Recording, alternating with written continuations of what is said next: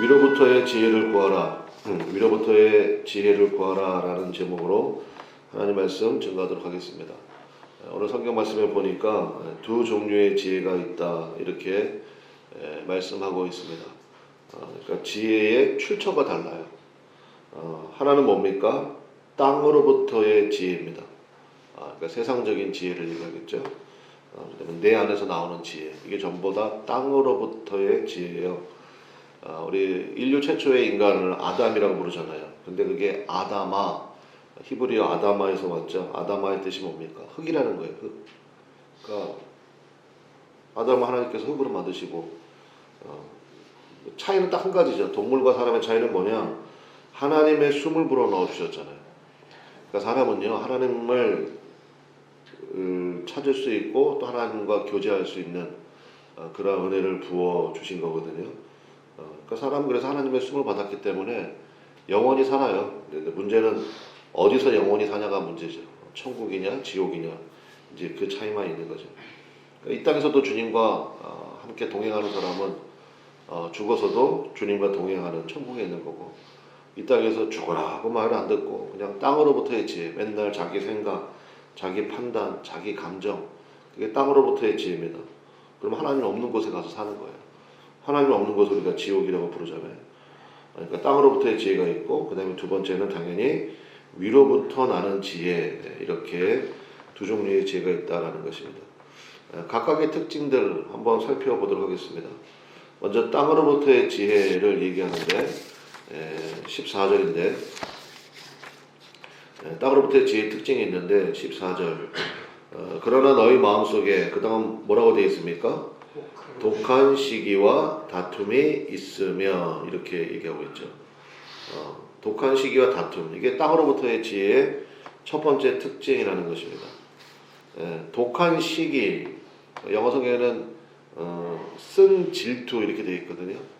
아주 쓴 질투예요. 그러니까 질투가 왜 문제가 되냐면, 항상 내게 주신 것을 감사하지 못하고 다른 사람과 비교하는 것에 몰입되어 있거든요. 그러니까 이런 사람의 특징이 뭔지 아십니까? 제가 목회하다 보니까 알아요. 그러니까 그 남과 계속 비교하고 막 이런 거 있죠. 그렇게 거기서 어쩔 때는 좋았다가 어쩔 때는 막 낙심했다가, 이렇게 독한 시기에 사로잡힌 사람들의 특징은 뭐냐면 회개가 안 돼. 회개가. 이유는 뭐냐? 고백이 안 되기 때문에 그래요. 자기 고백이 안 되거든요. 항상 다른 사람과 비교하면서 비교 우위를 갖거나 아니면 낙심하거나, 이게 독한 시기가 문제가 된다는 것입니다. 다툼은 무엇입니까? 항상 상대방에 대한 무시를 동반하거든요. 다른 사람 말을 듣질 않아요. 그런 모습들 있다는 것입니다. 그래서 15절 보십시오. 15절 우리 같이 한번 읽어보겠습니다. 시작. 이러한 지혜는 위로부터 내려온 것이 아니요 땅 위의 것이요 정욕의 것이요 귀신의 것이니. 이제 여기서 정확하게 구별이 되죠. 위로부터 내려온 지혜가 있고 땅으로부터 나온 지혜가 있는데, 그러니까 결국 이러한 지혜의 특징이 뭐냐?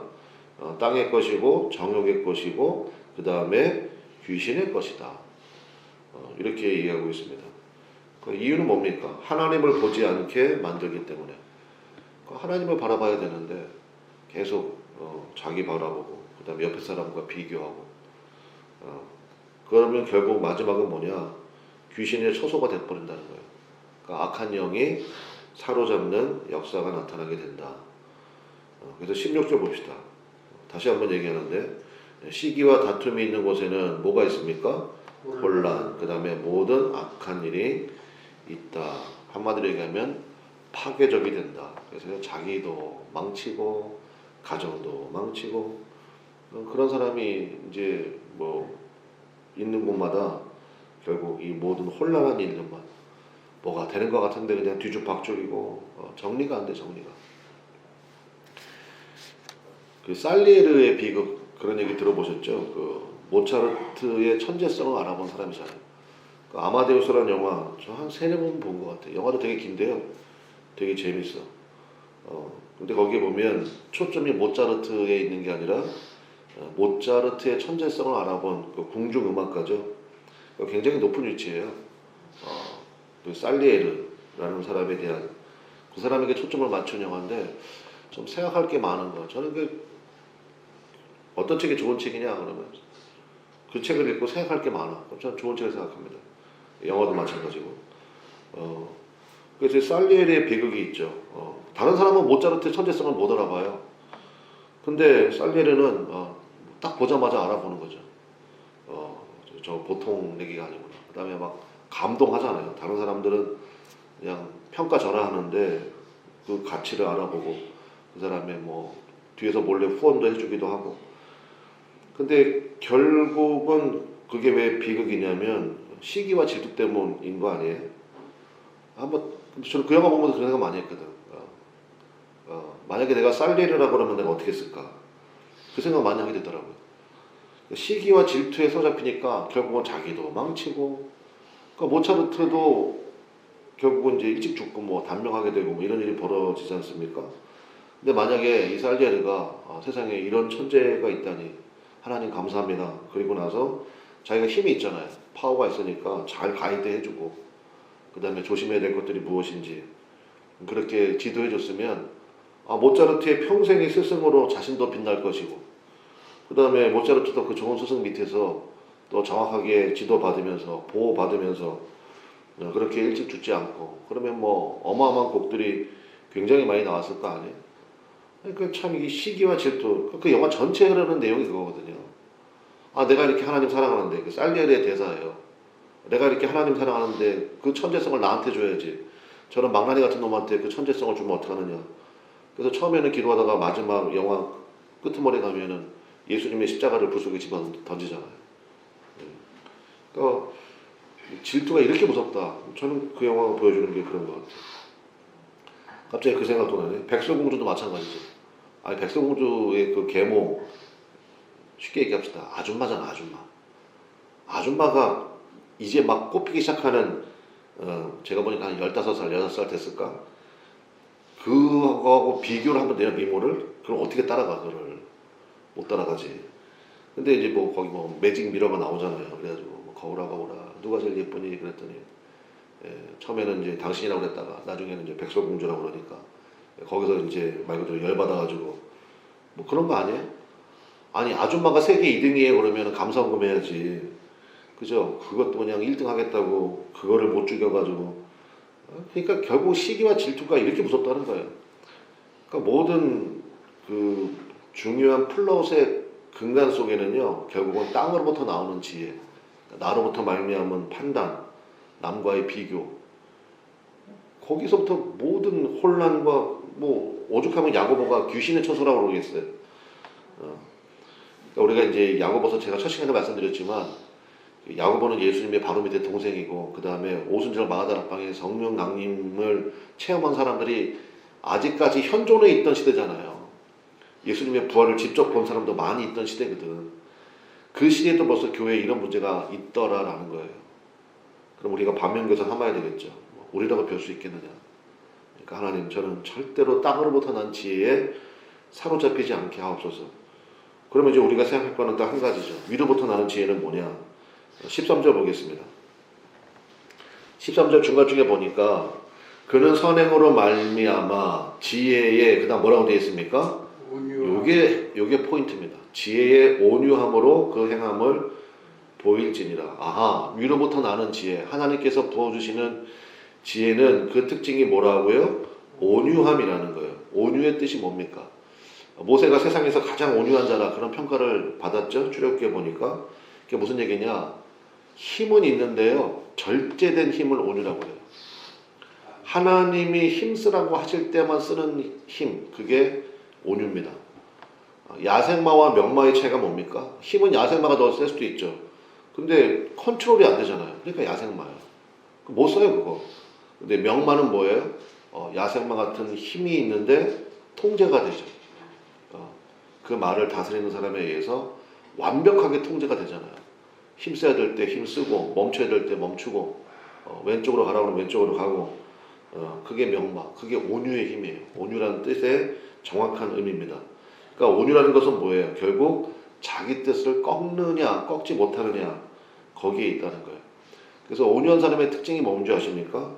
온유한 사람의 특징은요, 하나님 앞에서는 순종하는 모습이고요, 사람들 앞에서는요, 경청하는 모습으로 나타납니다. 그 사람이, 그러니까 온유한 사람이 있으면요, 그 전체적인 분위기가 굉장히 평안해요. 왜냐면 자기 말 앞세우지 않고 잘 들어주거든. 잘 들어주는데 뭐 거기에 분란이 있을 게 뭐가 있어요? 그러면서 이 온유한 사람, 온유한 지혜의 특징을 얘기하는데 그게 17절이에요. 17절 여기 8가지가 나오는데 한번 쭉 읽어봅시다. 오늘 이게 여러분 말씀 기도할 때 17절 놓고 기도하시면 돼요. 자, 17절 다 같이 읽어보겠습니다. 시작. 오직 위로부터 난 지혜는 첫째 성결하고 다음에 화평하고 관용하고 양순하며 긍휼과 선한 열매가 가득하고 편견과 거짓이 없나니. 네, 아멘. 그래서 여러분 위로부터 난 지혜가 충만하시기를 주님의 이름으로 간절히 축원합니다. 이 8가지가 나오는데 이 8가지 여기 뭐 성결, 그 다음에 화평, 관용, 양순 이게 쭉 나오잖아요. 이거를 다 믹서기에 돌려가지고 이렇게 갈아버리면 결국 뭐가 나올 건가? 결국은 받아주는 마음이에요. 용납해주는 마음. 괜찮아. 이거 용납해주는 마음. 그러니까 그냥 막 그 뭐 드라마나 이런 거 보면은 내가 너를 어떻게 키웠는데 막 눈에 쌍시름 찍히고 뭐 섭섭하다 그러고 뭐 상처 받았다 그러고 말 한마디에 픽픽 쓰러지고, 그게 뭐 하냐는 거예요. 아기 때 그럴 수 있어, 아기 때. 근데 벌써 예수 믿은 경력이 있고 예수 믿은 나이테가 있는데 아직도 그러고 있으면 위로부터 난 지혜가 부족하구나. 그러니까 위로부터 난 지혜가 충만한 사람은 용납하는 마음이 있다고요. 어떤 사람이 스펀지 같아요. 어떤 사람이든지 다 받아줘. 넓은 사람이 되는 거죠.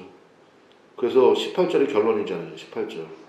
18절 읽어봅시다. 시작. 화평하게 하는 자들은 화평으로 심어 의의 열매를 거두느니라. 화평하게 하는 자들, 영어로는 피스메이커 이렇게 부릅니다. 화평을 누리는 자가 아니에요. 화평이 없었거든요. 근데 그 사람, 위로부터 난 지혜가 있는 사람이 가면요, 거기에 평화가 만들어져요. 화평하게 하는 자들. 그리고 결국은 의의 열매. 의가 뭐라고 했어요? 주님과 나의 바른 관계 있죠? 그러니까 주님이 충만하다는 거예요. 예수님 충만하다. 그게 의의 열매라는 것입니다. 그럼 이 말을 오해가지고 여러분, 그래, 오늘 말씀 은혜 받았으니까 이제부터 나는 화평하게 하는 자가 돼야지. 그리고 이제 이를 악물고 무조건 이제 용납해줘야지, 받아줘야지, 참아야지. 그러니까 이거를 잘못 들으면요, 무조건 참으라 이렇게 오해해요. 아니 무조건 참으면 여러분 속병 생겨요. 그렇잖아요? 여러분 속 다 상한다고. 그러니까 이게 무슨 얘기냐? 제가 말씀드리잖아요. 위로부터 나오는 지혜를 받으라고요. 그러니까 내 안에 선한 게 없습니다. 이거를 빨리 인정하고요. 주님밖에 없습니다. 그러니까 위로부터 난 지혜를 하나님의 은혜죠. 충만히 부어주십시오.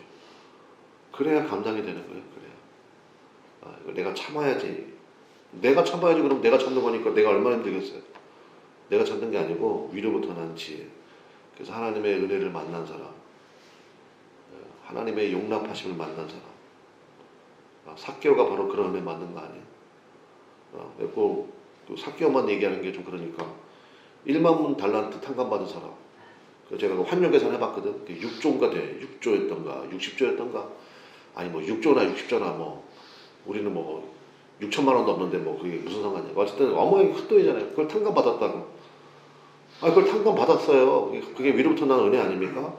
그러면 자기한테 100데나리온 빚진 자, 그거는 뭐 탕감해주는 거 일도 아니지. 그거는 그죠? 일도 아니죠. 근데 그거를 내가 노력해서 6조를 탕감받았다고 착각하는 순간 100데나리온 나한테 빚진 사람이 용서가 안 되는 거죠. 무슨 얘기인지 아시겠어요? 그러니까 위로부터 난 은혜, 하나님이 나를 얼마나 사랑하시는지, 예수님의 십자가. 그래서 아까 우리 찬송 불렀잖아요. 대속해 주신 사랑을 간절히 알기 원하네. 이 새벽에 나와서 기도하는 분들 가운데 예수님의 십자가 부인하는 사람이 누가 있겠어요? 근데 그걸 진짜 아냐고요. 진짜 아시냐고. 내가 1만 달란트 탕감 받았다는 사실을 아시냐고요. 그러면 나에게 100데나리온, 그거 아무리 환율 계산해봐야 그 1000만 원도 안 되거든. 아니 6조를 탕감 받았는데 1000만 원이 문제예요. 그죠? 그거 진짜 뭐 말도 아니지. 그렇잖아요? 근데 그거를 용서를 못해. 그랬더니 1만 달란트 탕감해 주신 주인이 너 다시 원위치. 그래서 다시 그 빚 갚아야 되는 처지가 됐다는 거 아니에요? 말씀의 결론 맺겠습니다. 야고보서의 전체 키워드는 한마디로 얘기하면 바로 지혜입니다. 특별히 예수님으로 부음받은 이제 우리식으로 얘기하면은 여러분의 성품이 된 지혜 이렇게 얘기할 수도 있습니다. 그래서 이제 실천적인 책이라고 그랬잖아요. 야고보서가 현실의 책이라고. 야고보서 첫 시작인 1장 5절에 보니까 너희 중에 누구든지 지혜가 부족하거든. 그러니까 키워드가 지혜라니까요. 모든 사람에게 후히 주시고 꾸짖지 아니하시는 하나님께 구하라. 그리하면 주시리라. 이게 바로 위로부터 난 지혜. 나를 향하신 예수님의 하나님의 사랑의 은혜를 아는 지혜. 여러분 위로부터 오는 지혜를 구하시기를 바랍니다. 여러분의 신년 가운데 의의 열매가 가득할 것이고 여러분이 서 있는 곳마다 정말 예수님의 십자가로 말미암는 화평의 은혜가 차고도 넘치게 될 줄로 믿습니다. 기도하겠습니다. 우리 주여 한번 부르고 하나님 지금까지 제가 땅으로부터 나오는 그러니까 내 안에서 나오는 지혜, 내 경험, 내 판단 그걸로 판단하고 정죄하고 결정하고 그랬는데 주님 이것이 다 내려놓고 위로부터 나는 지혜 예수님의 십자가를 통과한 지혜를 갖게 하옵소서. 화평케 하는 귀하고 놀라운 은혜를 먼저는 내가 누리고 그것을 우리 나와 함께한 사람들에게 증거할 수 있는 힘을 부어달라고 우리 주여 한번 부르고 간절히 기도하겠습니다. 주여 하나님 아버지 역사하여 주셔서 하나님 아버지 그 은혜가 우리 가운데 풍성하게 원합니다.